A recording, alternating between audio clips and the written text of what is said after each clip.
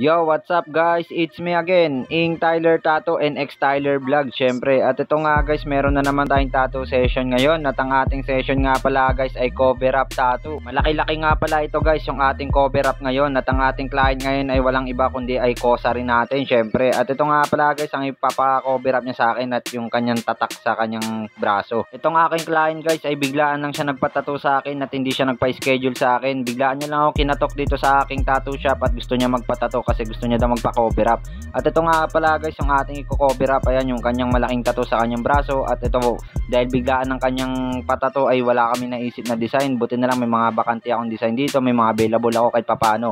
At ito lang guys ang pwedeng babagay sa kanyang design. Ito lang kanyang pwedeng i-cover up dahil ito lang yung tutugma sa kanya sa kanyang braso. At syempre guys, kung napapanood mo yung video ito, huwag mong kalimutan mag-follow, like at share at subscribe sa aking YouTube channel at syempre sa aking TikTok account at syempre sa aking Facebook page. Kaya sa mga gusto magpatattoo rin dyan guys, i-PM nyo lang po ako sa aking main account, isend nyo lang po sa akin ng design nyo para po mapag-usapan natin yan. Bibigyan ko po kayo ng malaking discount.